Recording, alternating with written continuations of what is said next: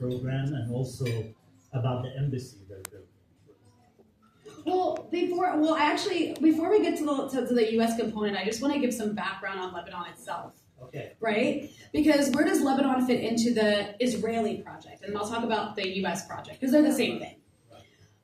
So Israel has this vision for a greater Israel, right? We all know this. They don't want Palestine primarily, but they also want parts of Lebanon. They want parts of Jordan. They want parts of Syria. They occupy parts of Syria, the Golan Heights. They even want parts of Egypt.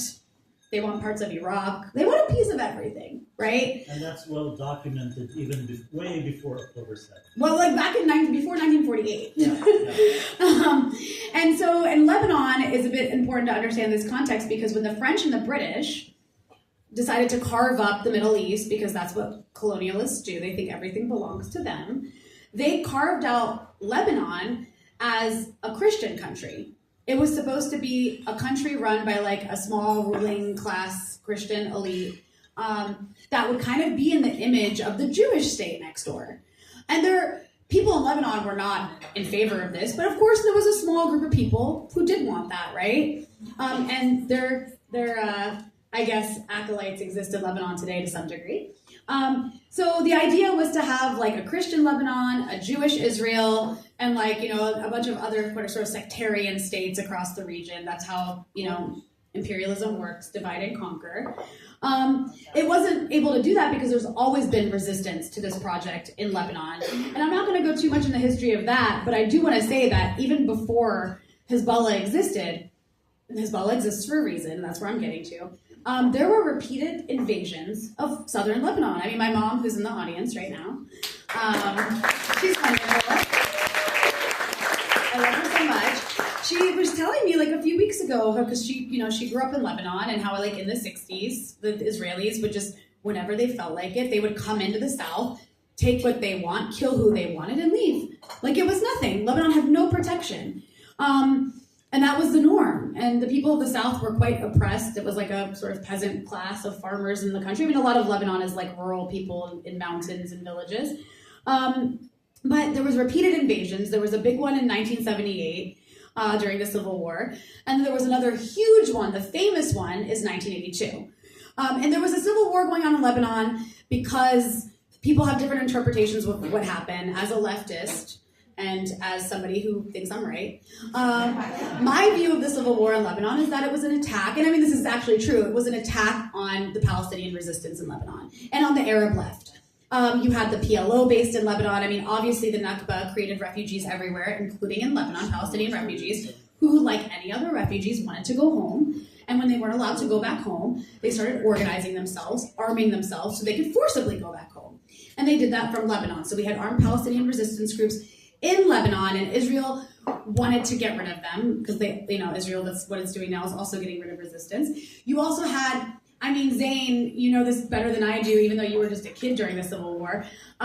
You also had a different faction of every leftist sect you could think of that had like an armed militia. Like there was a Maoist militia and a Marxist-Leninist militia. And it's actually really fascinating to get to sit around Beirut and hear from all these old leftists talk about that time period. But you had an armed Arab left. You have the Arab nationalists, you had the Syrian nationalists, and they were all aligned with the Palestinian resistance. So the French, the Americans, and the Israelis, and actually apparently the Shah of Iran, which I learned about more recently, armed and funded a collection of Lebanese fascist groups that were mostly, not only, but mostly Christian supremacist groups, if we're being honest here, to basically fight like as a proxy force against Palestinians and Arab left for them. And that's how you get the Lebanese Civil War. I mean, that's really simplifying it, but that's how it starts. And then ultimately it kind of like has a crescendo in 1982 when the Israelis invade again, and they invade in really high, like really full force. They come in with tanks, they go right up to Beirut, they occupy, they came up as close as to my grandmother's village, which is a story I heard about growing up and not a nice one. Is it ever with the Israelis?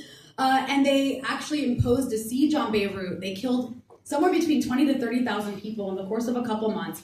What they were doing in Beirut was so horrific. Ronald Reagan called up the Israeli Prime Minister Menachem Begin and told him this is like Holocaust. You need to end this now. So actually, and that's been written about, like, I'm not making that up. So actually, American presidents do have the capacity, if they feel like it, to stop their client state from committing massacres, if they so choose to. And then after, you also had this time, like around this time, the bombing of the Marine barracks, which you never hear the government here stop talking about.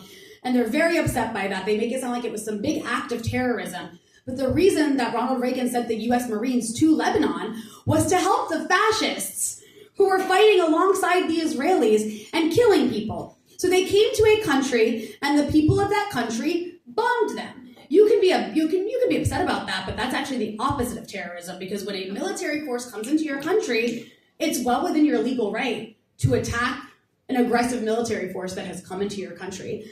They also tried to install a president, a guy called Bashir Gemayel, whose nephew and son today continue to carry out his work, which is to collaborate with the Israelis, and we can talk more about that. And the reason I'm bringing all this history up is because it's in this context, and then Israel occupying and staying in southern Lebanon until the year 2000, that Hezbollah emerges.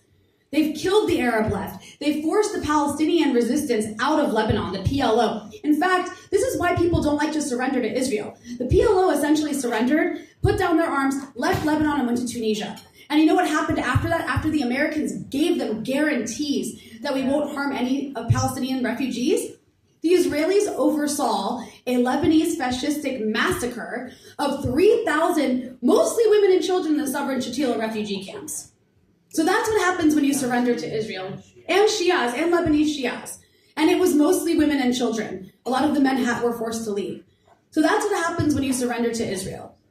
And yes, it was by Lebanese fascists overseen by Ariel Sharon and the Israeli army, who protected them as people heard the screams. They were killing them with machetes. It was completely vicious. Robert Fisk wrote about it quite well. I suggest you go check that out. But all that's to say, after this, the Israelis stay and occupy a huge portion of the South, and they stayed for 15 years. And that's where Hezbollah comes from. Hezbollah emerges, it's Lebanese people in South Lebanon, people who live in villages, whose villages are being occupied by the Israelis, who picked up weapons and started fighting their occupier. And they allied with Iran, got weapons from Iran. I mean, if your house was occupied, you'd take weapons from whoever would give you weapons. And they fought and organized and got more powerful. And then by the year 2000, they kicked out the Israelis. And it is the first time, I believe, any Arab land has been liberated from Israeli occupation. Which is, right? I mean, talk about decolonization, right? And then Hezbollah, and then 2006 happens, the Israelis invade again, or attempt to invade, and this time they're not able to. It was quite embarrassing for them, and after a 33-day vicious war where the Israelis did what they always do, which is kill civilians relentlessly, the Israelis by the end were begging for a ceasefire because they just weren't able to get past this resistance wall of Hezbollah. And that is the last time that Hezbollah and the Israelis have really fought until now. And so here we are now, and you asked about... Yeah, please. First of all, there's an important story to tell you the barbarity of Genocide Joe. In 1982, you want to talk about lesser evil, Republican versus Democrat, etc. Don't talk to me about lesser evil, because what happened in 1982 is Ronald Reagan calls the prime minister at the time, Begin, and tells him, shut this thing down, it looks like a Holocaust, right? So Begin does it. It stops that war. They've already reached Beirut, Sabra and Shatila massacre has happened, and they shut it down. And Begin later tells a story. He says, but there was a strapping American senator that said, keep going, keep going, meaning keep killing the women and the children and the defenseless civilians that were left in refugee camps after the PLO left. Who's that strapping senator? Biden. Joe Biden went to the right of Ronald Reagan. That's who your Joe Biden is. I didn't know that story. Yeah.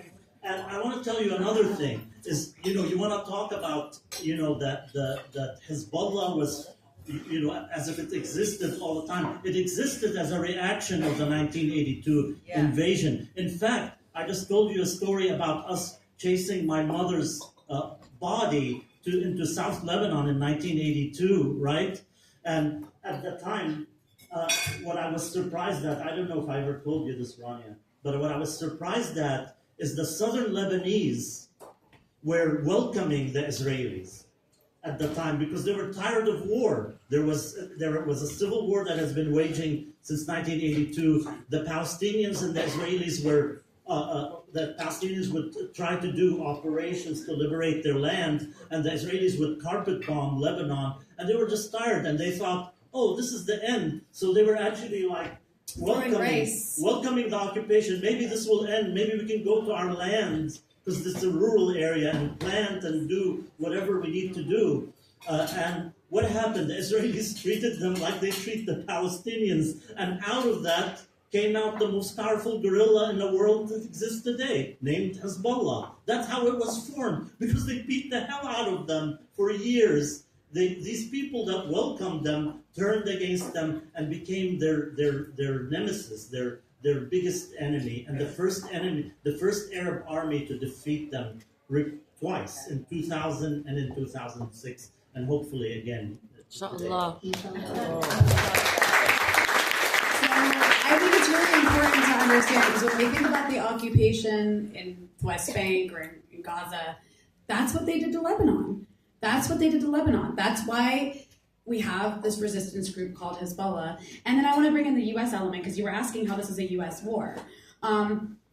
There's a few ways it's a U.S.